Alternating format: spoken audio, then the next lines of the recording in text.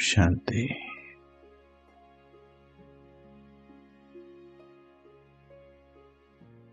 अब ज्यादा से ज्यादा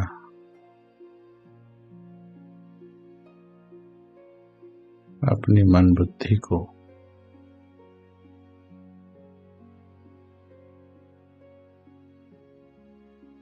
आवाजों से दूर ले जाने की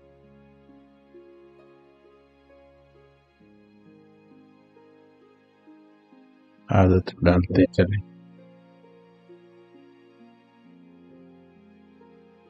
63 जन्मों से भागते हुए इस मन को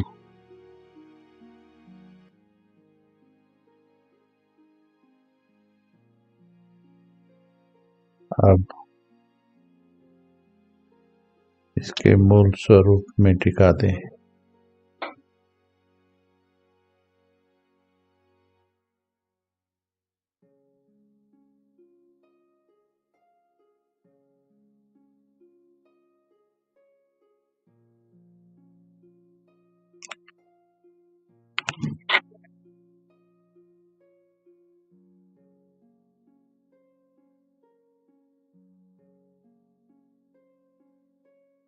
ओम शांति।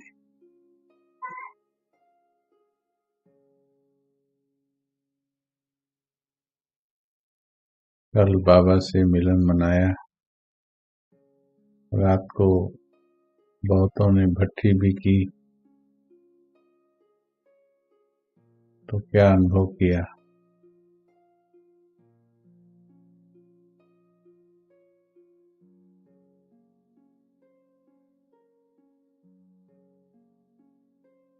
अपना अपना अनुभव बताएं।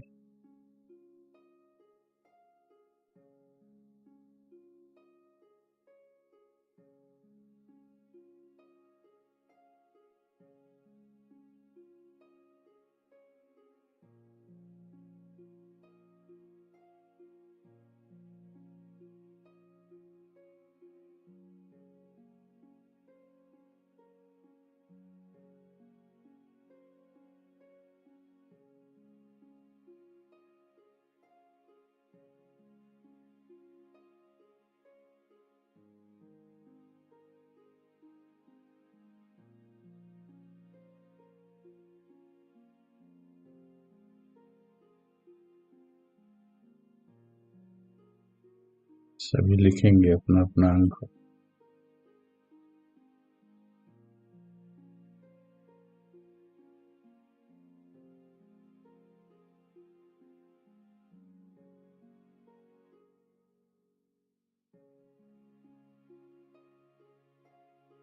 सभी लिखेंगे अपना अपना अनुभव।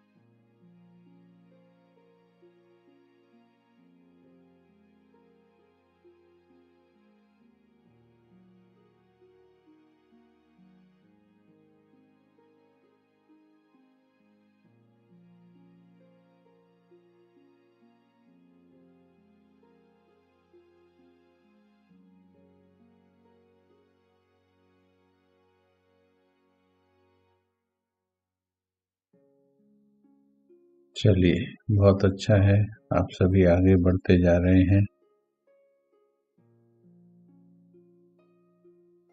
अब हम शाम के समय अव्यक्त स्थिति के अनुभव करते रहेंगे और इस समय हम बाबा की वाणियों की गहराई में जाते रहेंगे।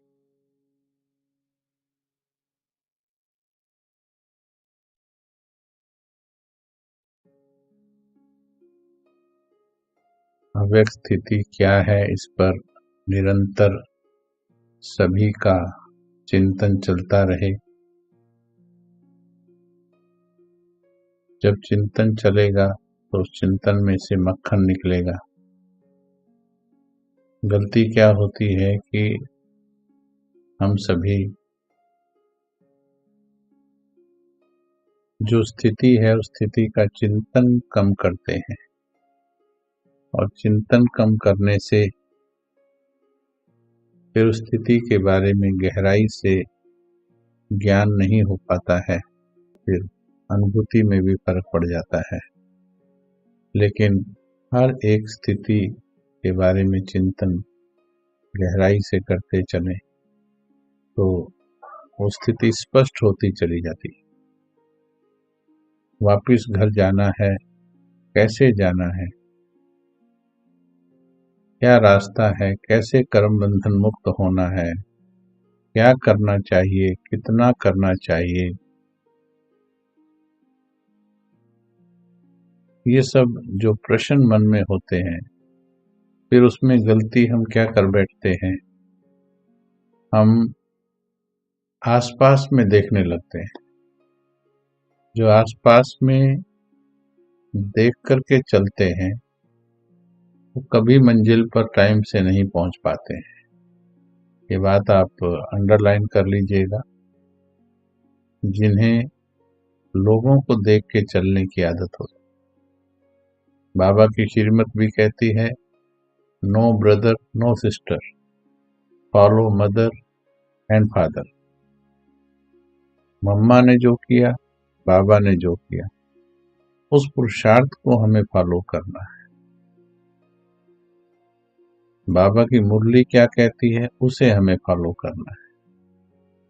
देखिए, रात मुरली में बाबा ने कितना दृढ़ता के ऊपर, कितना बार बार जोर दिया, और सेल्फ ट्रांसफॉर्मेशन का थीम ही इस पर है कि जब तक प्रतिज्ञा नहीं तब तक परिवर्तन नहीं, प्रतिज्ञा नहीं तो परिवर्तन नहीं। ठीक है, चलो आज की वाणी हम लेते हैं। 26 जनवरी 1970। अभी तो अव्यक्त स्थिति में रहना अच्छा लगने लगा है, लेकिन धीरे धीरे हम वाणी से परे जाएं, क्योंकि ये बात कहने से नहीं होती, कुछ चीजें कहने से हो जाती। जैसे कुछ परिवर्तन जो ऊपर के होते हैं, जैसे कपड़ों में भी ऊपर ऊपर का गंदगी, बर्तनों में ऊपर ऊपर की गंदगी पानी से धुल जाती, कपड़ों की वॉशिंग मशीन से धुल जाती, लेकिन जो अंदर तक चली गई गंदगी है, भीतर के संस्कार परिवर्तन करने के लिए अंदर तक कोई ऐसी चीज है जो डालनी पड़ती है। बर्तनों में फिर रगड़ा लगाना पड़ता है, कपड़ों में भी अच्छी तरह से सटका लगाना पड़ता है, या फिर कोई ऐसी चीज डालनी पड़ती है, वैनिश, जो अंदर तक जाकर सफाई करे। तो ऐसे ही हमारे संस्कारों को परिवर्तन करने के लिए ऊपर ऊपर से हमने बहुत चेंज किया है। भोजन में परिवर्तन कर दिया, कपड़ों में परिवर्तन कर दिया, ऊपर से बोलने में परिवर्तन कर दिया, लेकिन जो अंदर से आवाज से परे होना, ये सिर्फ मुरली सुनने से भी नहीं होगा, ये अभ्यास से ही होगा। इसलिए अब हम अभ्यास की ओर बढ़ रहे हैं तीव्र गति से। 26 जनवरी 70, 26 जनवरी 1970। याद की यात्रा की संपूर्ण स्टेज। याद की यात्रा की संपूर्ण स्टेज। रेडी सभी? चैट छोड़ दीजिए। रेडी हो तो चैट छोड़ दीजिए। अब आधा घंटा 40 मिनट पूरी तरह से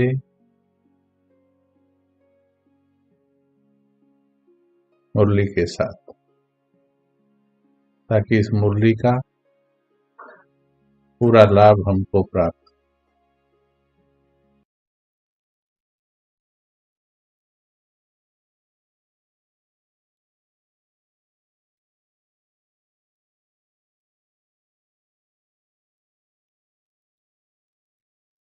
याद की यात्रा की संपूर्ण स्टेज। बाप दादा भी यहाँ बैठे हैं और आप भी बैठे हो। सुनिएगा बात कैसे आरंभ की बाबा ने। पहले से ही अलर्ट रहेंगे तो जैसे ही बाबा कहेंगे हम बाबा की बात का भाव कैच कर पाएंगे। जब हम बहुत अटेंशन से, दिल से सुन रहे होते हैं तो फिर दिल के भाव कैच में आते। हल्के भाव से सुनते हैं तो दिल के भाव पकड़ में नहीं आते। बाप दादा भी यहाँ बैठे हैं और आप भी बैठे हो, लेकिन बाप दादा और आप में क्या अंतर है, बाबा रियलाइज करने के लिए अभी बोल रहे हैं कि ये बाबा भी बैठे हैं, ब्रह्मा बाबा भी 1 वर्ष हुआ संपूर्ण हुए, फरिश्ता बने, और इधर बच्चे हैं, पहला 18 जनवरी मना चुके हैं। 18 जनवरी 1 साल हो गया बाबा को। अब बाबा तैयारी करवा रहे हैं कि बाप दादा में और आप में क्या अंतर है। पहले भी साकार रूप में यहाँ बैठते थे, उसी गद्दी पर, शायद हिस्ट्री हॉल में आए होंगे। पहले भी साकार में यहाँ बैठते थे, लेकिन अब जब बैठते हैं तो क्या फील होता है, बाबा फील करने के लिए बोल रहे हैं। इसलिए आपको लिखना नहीं है, आपको सिर्फ फील करना है कि बाबा 18 जनवरी 1969 से पहले भी साकार में उसी गद्दी पर बैठ करके मुरली सुनाते थे, साकार तन में। बाबा पूछ रहे, फील करो कि क्या अंतर फील हो रहा है। पहले भी बाबा इसी गद्दी पे बैठ के सुनाते थे, अब भी बाबा बाप दादा के रूप में सुना रहे हैं। जैसे साकार रूप में बाप के लिए समझते थे, जैसे साकार रूप में बाप के लिए समझते थे कि लोन लेकर आए हैं, उसी समान अनुभव होता है। अभी आते हैं मेहमान बनकर।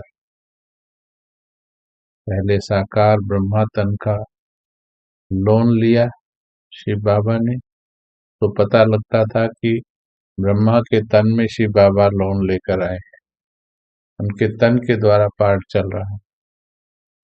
उसमें भी जो सूक्ष्म थे उनको अच्छा समझ में आता था, जो दिल के नजदीक थे उनको अच्छा समझ में आता था, जो दिमाग वाले थे उनमें से कहीं फिर चले गए। उसी समान अभी अनुभव होता है। अभी मेहमान बनकर आते हैं। यूं तो आप सभी भी अपने को मेहमान समझते हो, लेकिन आपके और बाप के समझने में फर्क है, क्योंकि हम सिर्फ अभ्यास करते हैं कि हम मेहमान हैं इस धरती पर, परंतु बाबा प्रैक्टिकल में आए हैं और आकर के जाना है, उनको प्रैक्टिकल मेहमान का अनुभव है। ठीक ऐसे जैसे हम मधुबन में आते हैं तो हमको पता होता है 5 दिन के लिए आए हैं, 7 दिन के लिए आए हैं, वापस जाना है तो मधुबन में मेहमान है, या किसी के घर भी जाते हैं तो भी ऐसा ही फील होता है। परंतु जो मधुबन में रहते हैं उनको लगेगा हम तो यहाँ के निवासी हैं। तो बाबा ने कहा मेहमान उसको कहा जाता है जो आता है और जाता है। अभी आते हैं फिर जाने के लिए। वह था बुद्धि योग का अनुभव। जब नीचे थे तो बुद्धि से जाते थे, और यह है प्रैक्टिकल अनुभव। ब्रह्मा बाबा अब अपना अनुभव बता रहे। दूसरे शरीर में प्रवेश होकर कैसे कर्तव्य करना होता है, यह अनुभव बाप के समान करना है। अंडरलाइन करेंगे महावाक्य को। दूसरे शरीर में प्रवेश होकर कैसे कर्तव्य करना होता है, यह अनुभव बाप के समान करना है। अभी इसमें दो बातें हैं। एक तो ब्रह्मा बाबा कह रहे कि यह अनुभव बाप के समान, यानी शिव बाप के समान अब उनको भी हो रहा है, लेकिन हम बच्चों को भी बाबा कह रहे। अगले महावाक्य में है, दिन प्रतिदिन तुम बच्चों की बहुत कुछ समान स्थिति होती जाएगी। दिन प्रतिदिन तुम बच्चों की बहुत कुछ समान स्थिति होती जाएगी। आप लोग भी अनुभव करेंगे। आप लोग भी ऐसे अनुभव करेंगे। सचमुच जैसे लोन लिया हुआ है, कर्तव्य के लिए मेहमान हैं। अभी सुनते सुनते फील करते जाएं कि आप जिस शरीर में बैठे हो, आप आत्मा इस शरीर में मेहमान हो। ये लोन है तुम्हारा।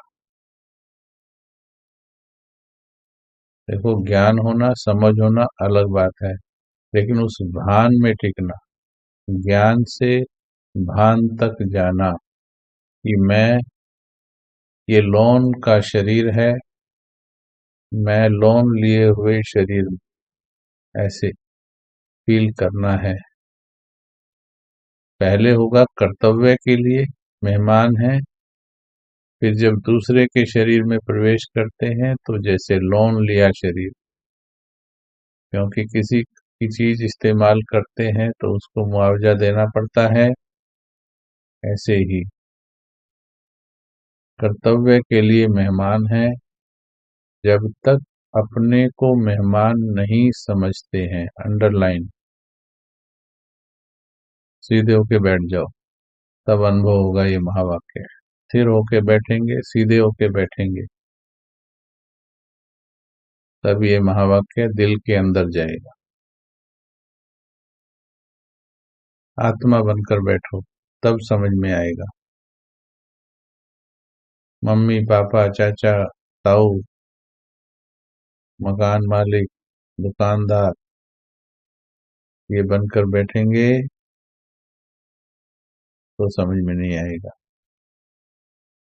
और सूक्ष्म महावाक्य है ये, भौतिक बुद्धि वालों की समझ में नहीं आया करते हैं।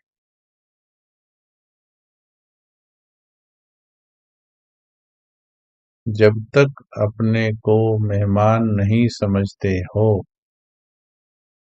तब तक न्यारी अवस्था नहीं हो सकती।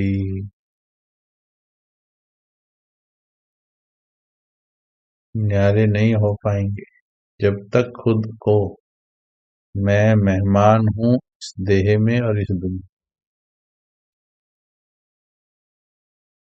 जो ज्यादा न्यारी अवस्था में रहते हैं उनकी स्थिति में विशेषता क्या होती है?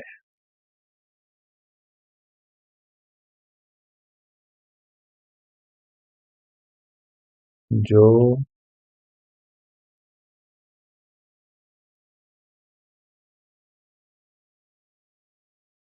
ज्यादा उपराम न्यारी अवस्था में रहते हैं, उनकी स्थिति में विशेषता क्या होती है?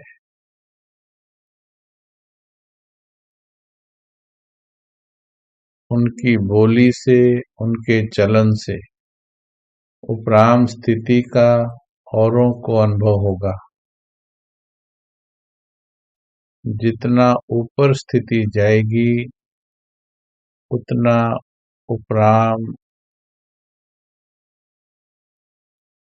होते जाएंगे।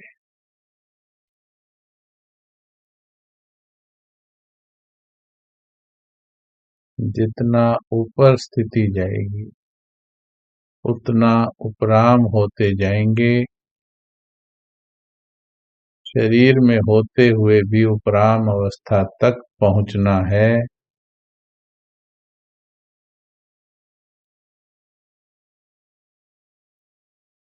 बिल्कुल देह और देही अलग महसूस हों। देह और देही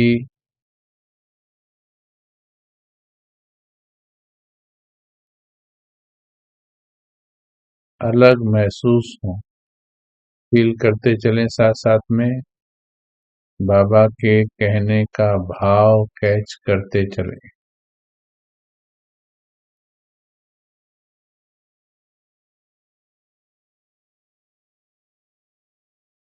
कहने का भाव ये है कि आत्मा, तुम यहाँ की रहने वाली नहीं हो। तुम किसी की मम्मी, किसी के डैडी, किसी के चाचे ताऊ नहीं हो। तुम आत्मा हो, और आत्मा ने लोन कर्तव्य अर्थ ये शरीर लिया है। जैसे जैसे तुम्हारी स्थिति उपराम होती जाएगी, वैसे वैसे देह और देही दोनों अलग अलग महसूस होने लगेंगे। जब देह और देही बुद्धि के द्वारा नहीं, बुद्धि से तो अभी भी बैठ सकते हैं अलग, नेचुरल रूप में कर्म करते, बात करते, जब कहीं अटैचमेंट नहीं, तो बस मस्तक में आत्मा बनकर रहने में, न्यारी अवस्था में रहना अच्छा लगेगा। देह और देही अलग महसूस हों, उसको कहा जाता है याद की यात्रा की संपूर्ण स्टेज। वह योग की प्रैक्टिकल सिद्धि बात करते करते जैसे न्यारापन खींचे, बात सुनते भी जैसे कि सुनते नहीं, ऐसी भासना औरों को भी आए। ऐसी स्थिति की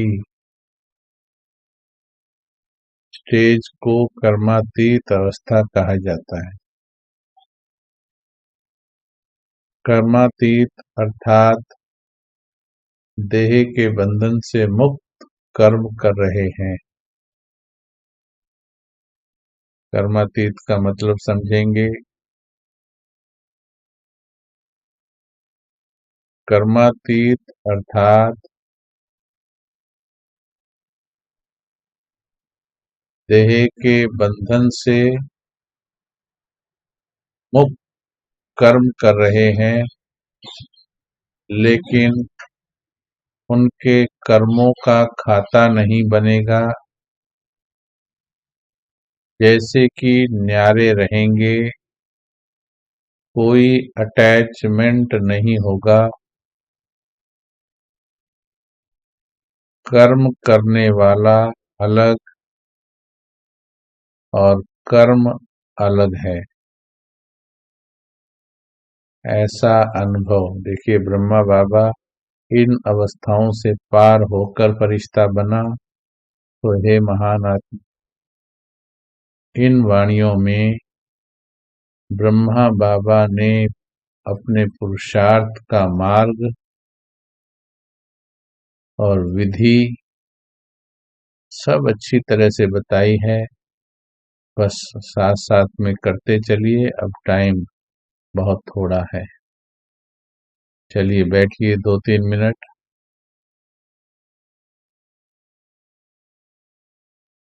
इस संसार में आप जो कुछ भी हो भूल जाओ।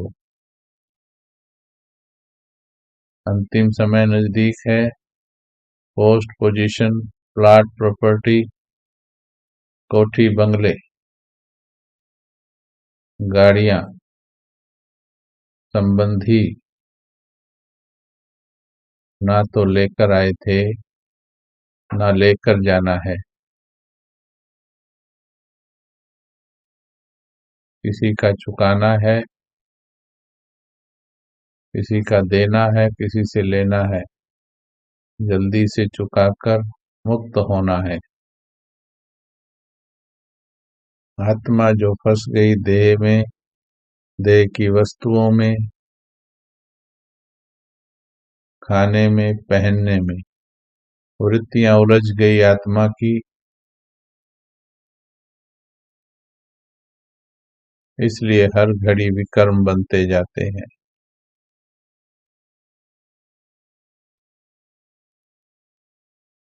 लेकिन जो देह से न्यारा महसूस करेंगे, मैं न्यारी, देह न्यारी,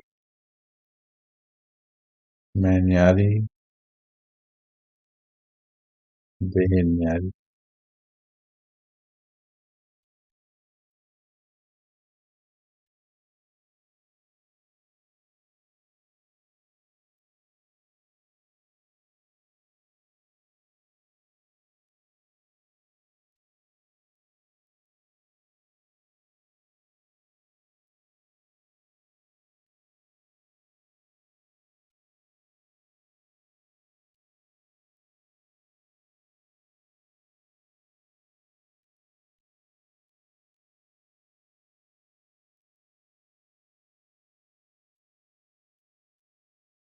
मैं अलग हूँ मस्तक में, देह अलग है। जब ऐसी स्थिति में लगातार टिकना आ जाएगा तो फिर जो कर्म होंगे उन कर्मों का कोई बंधन ना होगा, कोई खाता ना बनेगा। ऐसे अनुभव दिन प्रतिदिन होता जाएगा। इस अवस्था में जास्ती बुद्धि चलाने की भी आवश्यकता नहीं। देखिए, इस अवस्था में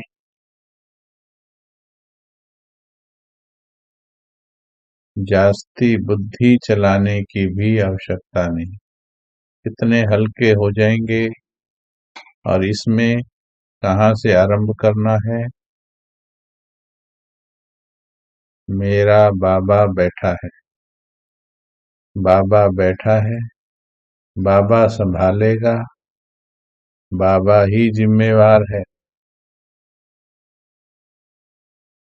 मैं तो बस बाबा की हो गई। ये अभ्यास आपको बातों से फ्री करता जाएगा। जिन बातों से, जिन वस्तुओं से, लाभ हानि से हम जुड़े हुए हैं, सब बाबा को सौंपते जाओ, सौंपते जाओ। बातों से, देहधारियों से। मेरा बच्चा, मेरी बच्ची, ध्यान देना जी। बड़े दिल से बोलते हैं मेरा बच्चा, मेरा बेटा है ना, मेरी बेटी है ना। तो ये बोलते वक्त भी अटैचमेंट आ जाता है। इसलिए मेरा बोलते वक्त सावधान, बड़े सावधान। जहां अटैचमेंट आया वहीं पर गड़बड़ हो जाएगी, कर्म बंधन बन जाएगा। बोलना है पर न्यारी अवस्था में होकर बोलना।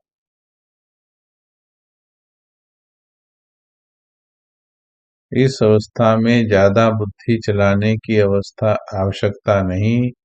संकल्प उठा और जो होना है वही होगा, और जो होना है वही होगा। इतना मन बुद्धि फ्री हो जाएगी कि बस वही संकल्प आएंगे जो जरूरत है, बस। सोचिए कितनी ऊंची अवस्था है। केवल वही संकल्प आएंगे। अभी इसका चित्र बनाते चलो, सभी चित्र बनाते चलो, क्या है ये सुंदर अवस्था। पहले समझिए इसको।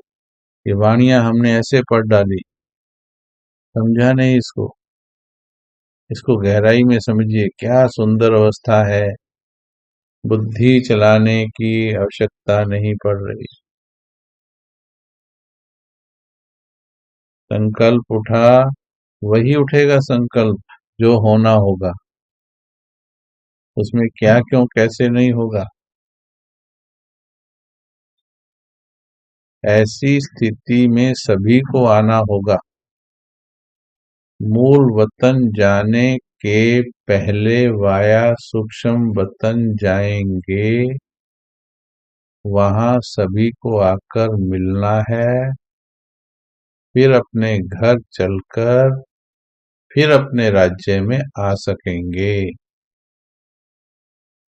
ऐसी स्थिति में सभी को आना होगा। जो अभ्यास, जैसे रात बाबा ने कहा, समय से तैयारी कर लो।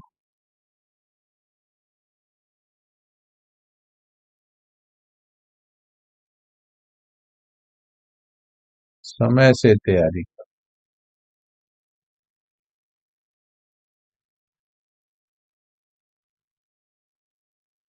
वक्त बहुत कम है, समय से तैयारी कर।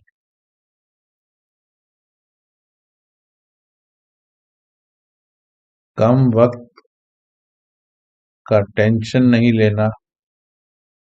हम ये भी याद करा दें, रोज करा देंगे याद। आप भी याद रखो, सर्वशक्तिवान हमारे साथ। रात भी बाबा ने कहा, एक सेकंड में मिलता है। सर्वशक्तिवान हमारे साथ है। हमें केवल विधि से संकल्प रचने हैं। भगवान तो जो वर्षों में नहीं हो पाया उसे सेकंड्स में और मिनटों में करा सकता है।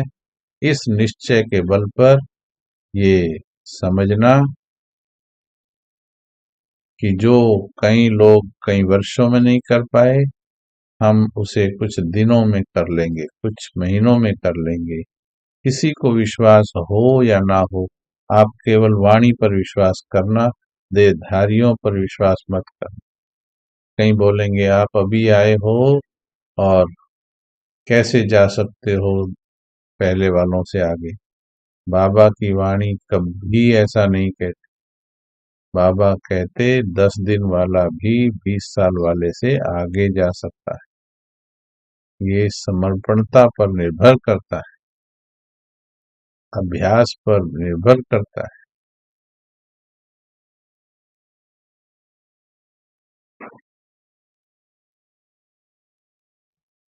तो बाबा ने कहा, जैसे साकार वतन में मेला हुआ, वैसे ही सूक्ष्म वतन में होगा।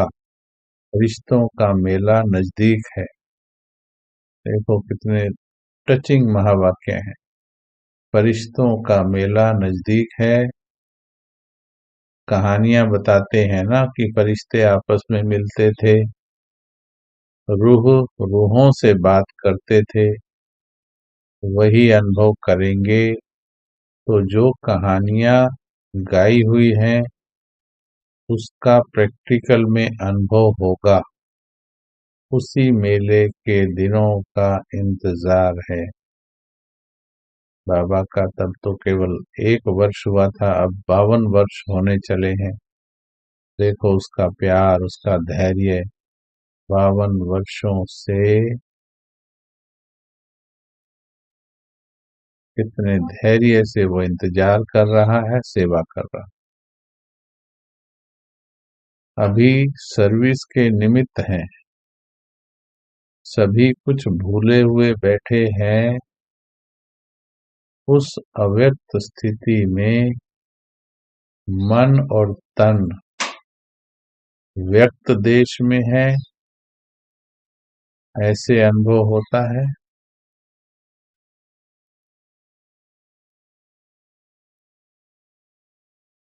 उस अव्यक्त स्थिति में मन और तन व्यक्त देश में है, ऐसे है ये महावाक्य। यानी मन अव्यक्त स्थिति में है और तन इस देश में बैठा है, ऐसा अनुभव होता है। चलिए 2 मिनट बैठ जाइए, फील कीजिए इसको, न्यारापन फील कीजिए। देह न्यारी,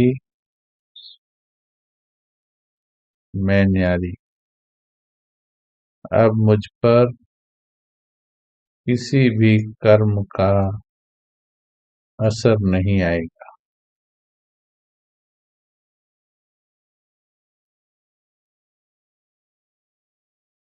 किसी देहधारी का प्रभाव नहीं आएगा।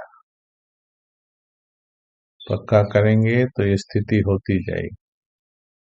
मैं न्यारी, आत्मा, ये देह न्यारी।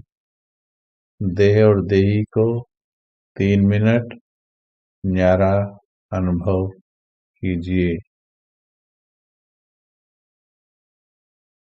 आंखें खोल कर कीजिएगा।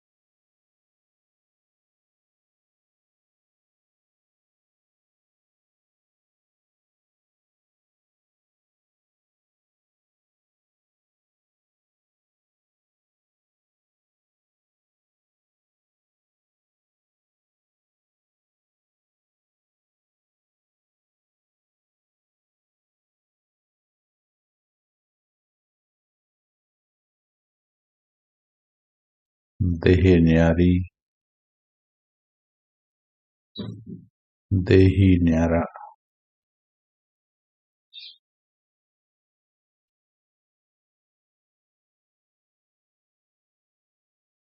आगे सुनेंगे।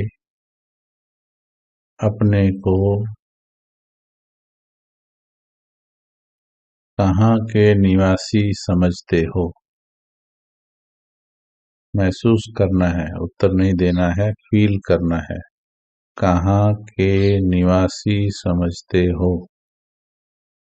इस पे चिंतन कर सकते हैं कि ज्यादातर हम देह की दुनिया में रहते हैं या फरिश्ता लोक में रहते हैं या परमधाम में रहते हैं।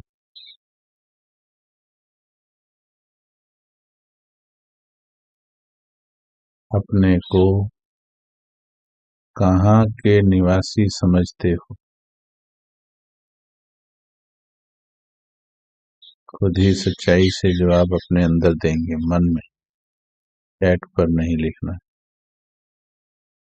समझते हो माना फील कहाँ के कर रहे हो, करते हो दिन भर में भी। परम धाम के निवासी समझते हो,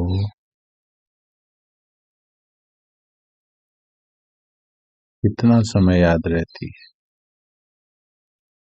चेक करते चलना है, कुछ बोलना नहीं, चेक करते चलो, बस फील करते चलो, गलती निकालते चलो, कितना समय याद रहता। यह एक ही बात याद रहे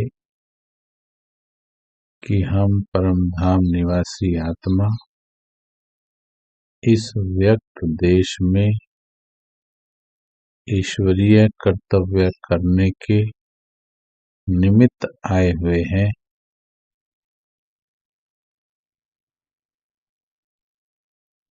मधुबन में आकर के विशेष कौन सा गुण लिया है?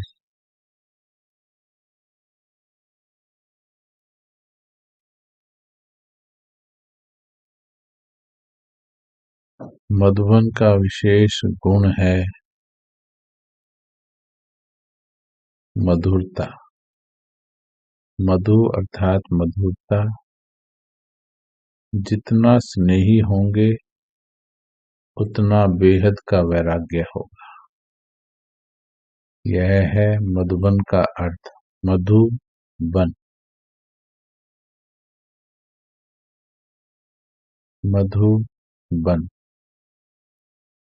मधु मानो मधुर, बन मानो तपस्या।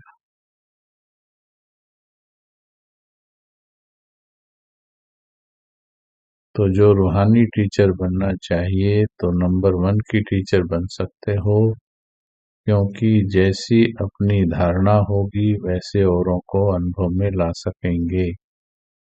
इन दोनों गुणों की अपने में धारणा करनी है। मधुबन, मधुबन की लकीर से बाहर निकलने के पहले अपने में पूरी रीतियां भरकर जाना, एक स्नेह से, दूसरा बेहद की वैराग्य वृत्ति से कोई भी परिस्थितियों को सामना कर सकेंगे।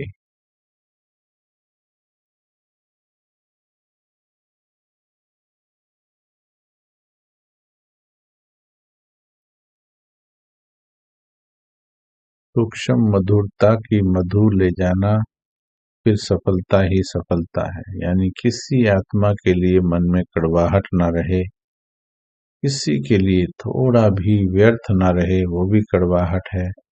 देवताओं के मन में व्यर्थ नहीं होता है। न व्यर्थ मेरे मन में हो, न चिंता मेरे मन में हो, न भय मेरे मन में हो। तो जब ये मिट जाए तो सफलता ही सफलता है।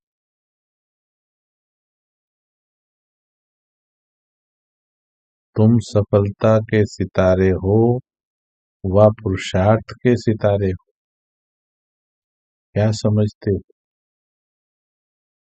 ये ऐसा प्रश्न है जिसमें जवाब देना होता है, लेकिन अभी आप अपने आप में जवाब दो। तुम सफलता के सितारे हो व पुरुषार्थ के सितारे हो, क्या समझते हो? सफलता के सितारे हो। जैसा लक्ष्य होता है वैसा ही लक्षण होता है।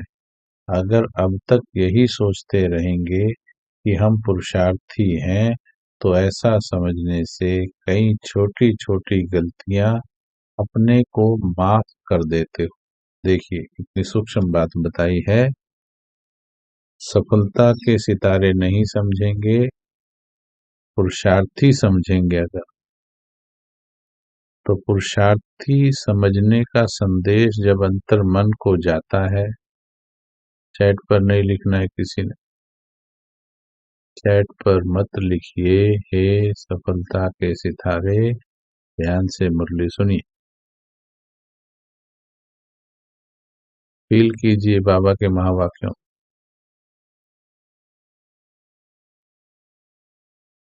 सफलता, अगर पुरुषार्थी शब्द अंतर्मन में गया तो कहीं अपनी छोटी छोटी गलतियों को खुद ही माफ कर देते हो।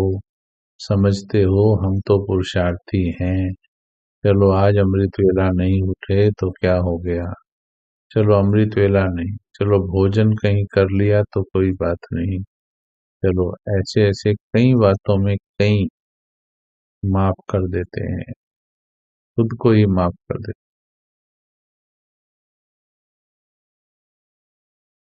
समझते हो हम तो पुरुषार्थी हैं, इसलिए पुरुषार्थी नहीं, सफलता का स्वरूप बनना है। कहाँ तक पुरुषार्थ में रहेंगे? जब स्वयं सफलता स्वरूप बनेंगे तब दूसरी आत्माओं को भी सफलता का मार्ग बता पाएंगे। अगर खुद ही अंत तक पुरुषार्थी रहेंगे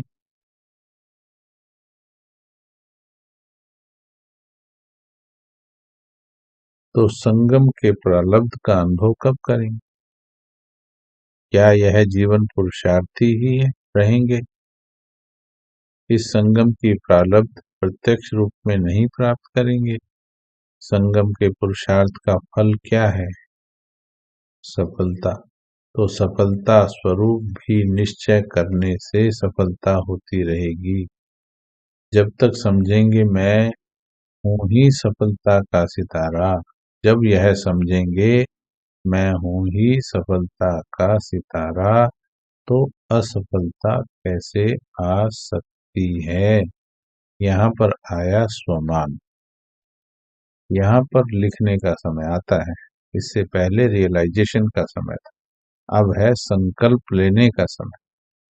अब लिख सकते हो कि मैं, बाबा ने खुद इशारा दिया, जब तक कि जब यह समझेंगे कि मैं सफलता का सितारा हूं, मुझे असफलता कैसे आ सकती है?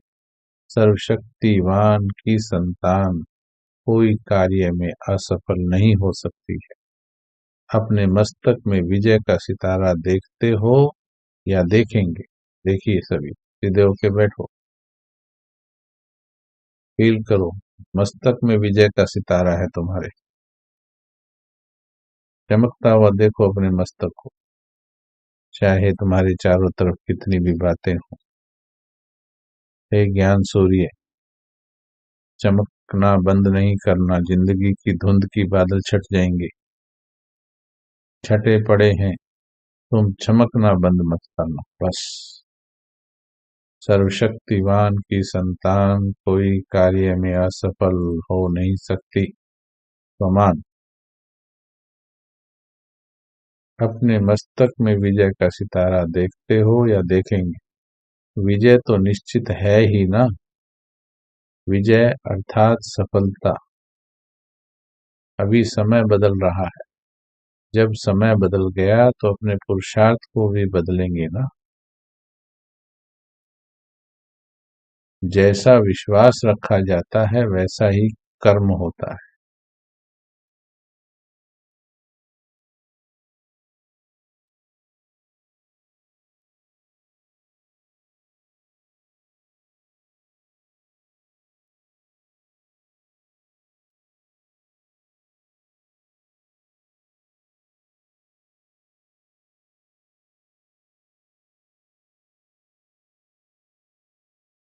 एक बल, एक भरोसा,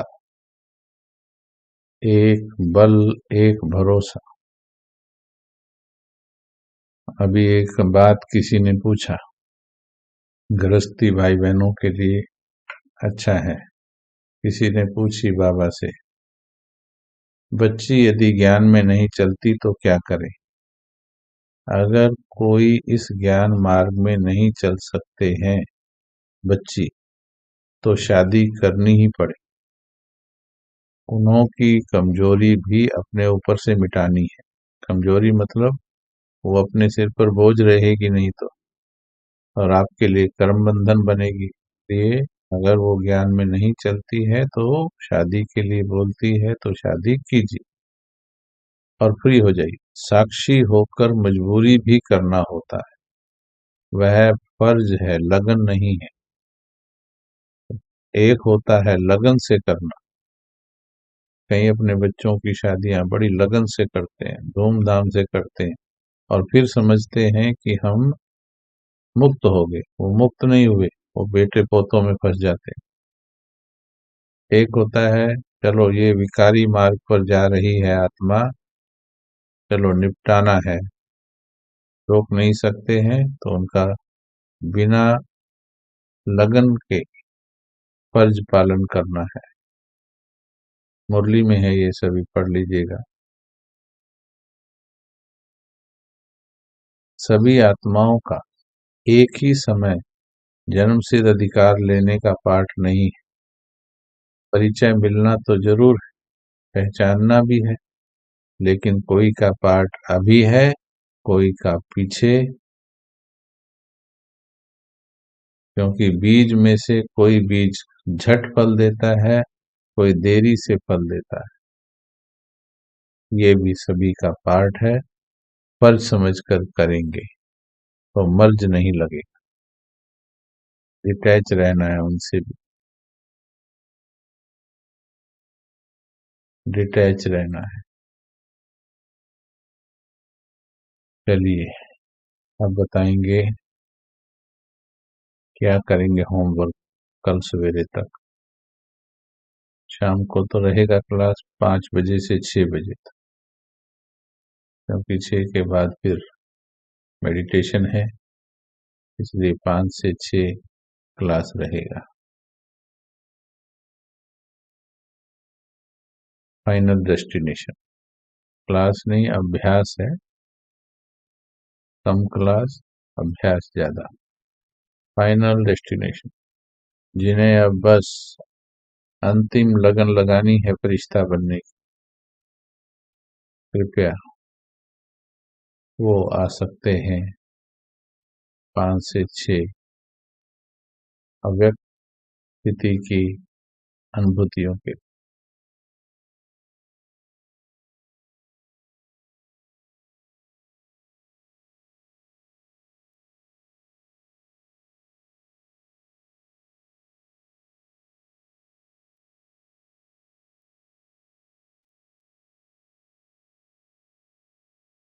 नींद आती है तो खड़े होकर के चक्कर लगाओ, फिर आती है तो पानी पियो गर्म, फिर आती है तो नहा लो जाकर, फिर आती है तो चमाट लगा लो, फिर आती है कड़वा तेल डालो, फिर आती है तो चुटिया बांधो पंखे से। धर्मराज गले से लटकाएगा, इससे अच्छा है अपनी चुटिया बांधो पंखे से। कहने का भाव समझ में आया?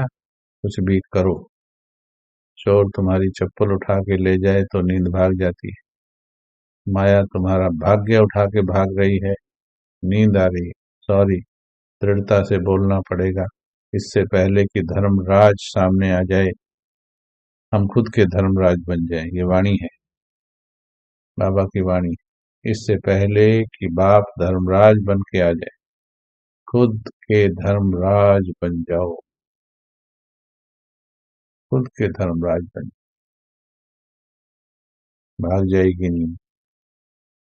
अगर शारीरिक कोई दिक्कत है तो डॉक्टर से चेक करवाओ।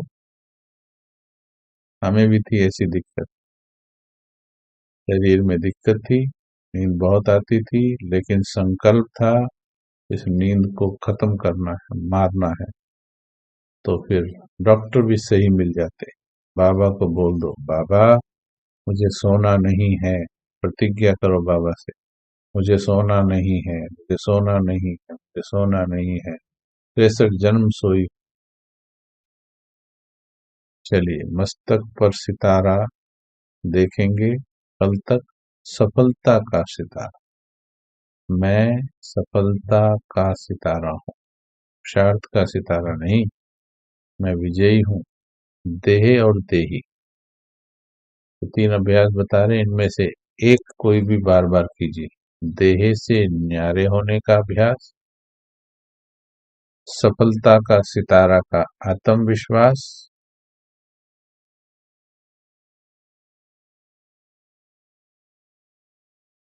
सफलता के सितारे का आत्मविश्वास।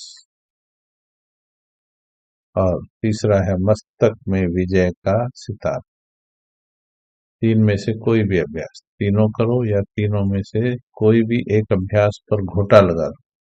बार बार बैठो, देह से उड़ जाओ, बैठो, उड़ जाओ, बैठो, उड़ जाओ, बैठो, उड़ जाओ, बैठो, उड़ जाओ, और फिर उड़े ही रहो।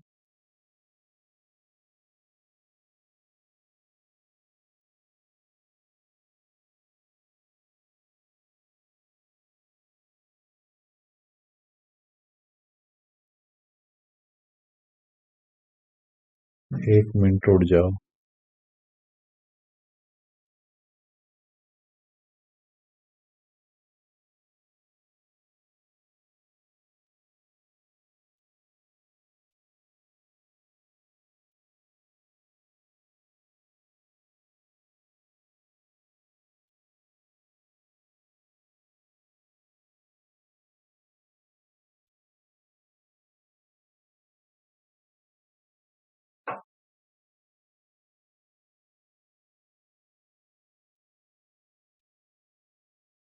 ओम शांति। एक माता प्रश्न लिखती है, अगर घर में शादी है, भिखारी के हाथ का खाना कैसे खाएं? क्यों खाते हो? खुद बना लीजिए। किसी ने कहा नहीं आपको खाने के लिए। हमें नहीं खाना है, खुद बनाइए। आलू उबाल लीजिए, उसके अंदर थोड़ा पानी डालिए, थोड़ा सा नमक डालिए, बस। नमक से उबाल लीजिए तो चपाती बना के खा लीजिए। नंबर 1 समाधान। नंबर 2 समाधान, फ्रूट खा लीजिए। फ्रूट खा लीजिए, जितने भी फ्रूट हैं, फ्रूट बोल दीजिए, फ्रूट ले लीजिए, दूध ले लीजिए। नंबर 3 समाधान, पेट पकड़ के 2-4 बार वॉशरूम हो आइए और बोल दीजिए, आज मेरे पेट में बहुत दर्द है। युक्ति लगा दीजिए। शक्ति नहीं है तो युक्ति लगा देनी चाहिए। हमने ऐसा बहुत बार किया। पेट पकड़ के 2-3 बार चले जाओ वॉशरूम, फिर बोलो बड़े पेट में दर्द है। टैबलेट मत खा लेना, कहीं सच्ची में हो जाए। पेट पकड़ के चले जाओ वॉशरूम और बोलो बहुत दर्द है। युक्ति है ये, भगवान की मर्यादा पर चलने के लिए। जैसे अंगद ने युक्ति लगाई, रावण उसका पांव उखाड़ फेंकता, वो खुद ही बोल दिया कि भाई राम के आगे झुको, मेरे आगे क्यों झुको।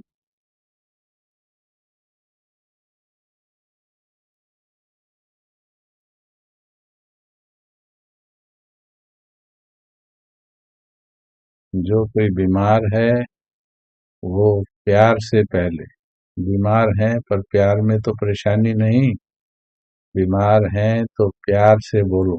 बहू को बोलो, बेटा बिना लहसुन प्याज के बना देना। और वैसे तो अभी आपको बताएं, थोड़े दिन में आपकी जो फाइनल डेस्टिनेशन वाले हैं उनके भोजन की भी क्लास होगी। सबका भोजन सात्विक कराया जाएगा। जो तामसिक भोजन है और राजसिक भोजन है, और फिर जो ये चटपटे हैं, जीभ के चटकारे वाले भोजन, ये छुड़वाए जाएंगे। अभी हम इसका अभ्यास कर रहे हैं। अभी 90% पका हुआ भोजन बंद कर दिया है और धीरे धीरे उसकी उस प्राकृतिक भोजन पर आएंगे। फिर आप में से जो कर पाएंगे उनको भी अभ्यास कराएंगे। ये खाना बनाने खाने वाला चक्कर ही खत्म हो जाएगा। फलों के आधार पर, जैसे सतयुग में हम फल सब्जियां यही खाते हैं, वहाँ कोई भून भून कर नहीं खाते हैं, नेचुरल खाते हैं, तो नेचुरल पर आ जाएंगे। फिर भी जो बीमार हैं, अति वह है, रिक्वेस्ट कर लीजिए, नहीं तो याद में ले लीजिए। वो मजबूरी हो गई, मजबूरी की बात अलग। ठीक है जी। भोजन शुद्ध होगा तभी संपूर्ण बन पाएंगे।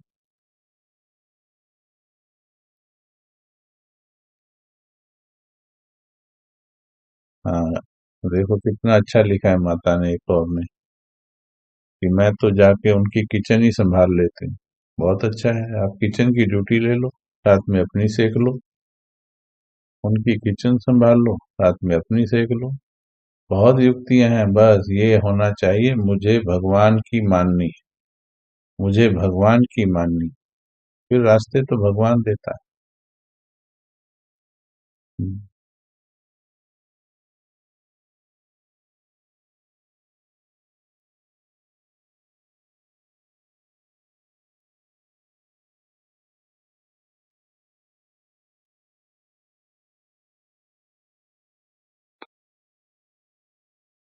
मेड के हाथ का, चलो ये तो भोजन की क्लास आरंभ कर दी आप लोगों ने। मेड के हाथ का, दोनों टाइम खाना, लहसुन प्याज तो नहीं डालता पर खाना पड़ता है। दृढ़ संकल्प रचेंगे तो फिर मना कर पाएंगे। खाना क्यों खाना है? फ्रूट है। पका हुआ भोजन वैसे भी ठीक नहीं होता है। आप इंटरनेट पर डालिए पके हुए भोजन के नुकसान और प्राकृतिक भोजन के फायदे, आपको पता लग जाएगा। जितना पका भोजन है एसिडिक हो जाता है, परंतु क्योंकि आदत है इसलिए एकदम नहीं छोड़ सकते। परंतु आपको बताएंगे थोड़े दिन के बाद, कुछ दिन और हम प्रयोग कर लें इस पर, फिर आपको भी इसके प्रयोग बताएंगे। जब आपके वो है तो आप ऐसी डाइट बनाएं जिसमें हेल्दी डाइट। अगर मैं अभी पूछूं, अलग से क्लास हो जाएगी इसकी, कि नेचुरल भोजन जो हरी शाक सब्जी ये सब सिर्फ उबली हुई, ये ज्यादा फायदेमंद है या तड़का लगाई हुई अनेक वैरायटी, वो सब बीमारियां पैदा कर। इसलिए पहला काम सभी ने क्या करना है, पहला तो भगवान को संकल्प दीजिए। मेरे पास तो 10,000 सॉल्यूशन है। मैंने 20 साल एयरफोर्स के मेस में नहीं खाया, क्योंकि एयरफोर्स में रूल था, जब कानून था एयरफोर्स में कि भोजन करना है तो मेस में करना है। परंतु 20 साल, सुनिए भाई बहनों, एक दो दिन की बात नहीं कह रहे, 20 वर्ष मैंने एयरफोर्स के मेस में नहीं खाया। वो कैसे हुआ, ये अनुभव में बताया था, आप यूट्यूब पर देख लीजिए। मेरे जीवन का अनुभव ऐसा कुछ टॉपिक था। तो कैसे भोजन की मर्यादा को रखना है, ये अंदर की पावर आएगी नहीं। बुजुर्ग हैं, अति बुजुर्ग हैं तो मजबूरी हो जाती, जो बना सकते हैं उन्हें खुद बनाना है, नहीं तो युक्ति लगाना है। अगर आप रेगुलर फ्रूट और ऐसी डाइट ले लेते हैं तो नुकसान नहीं होता है। चलिए आगे बताएंगे, लेकिन संकल्प रचो पहले खाना। चलिए बहुत अच्छा है। जैसा अन्न वैसा मन, अलौकिक जीवन का अनुभव, अच्छा ये टॉपिक था। बहुत अच्छा है जी, थैंक यू जी। लिंक भेज रहे हैं, 5 बजे की क्लास का लिंक भेज रहे हैं।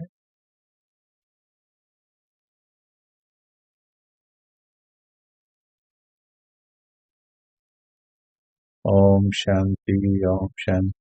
थैंक यू, धन्यवाद, शुक्रिया, सत श्री अकाल, अस्सलाम वालेकुम।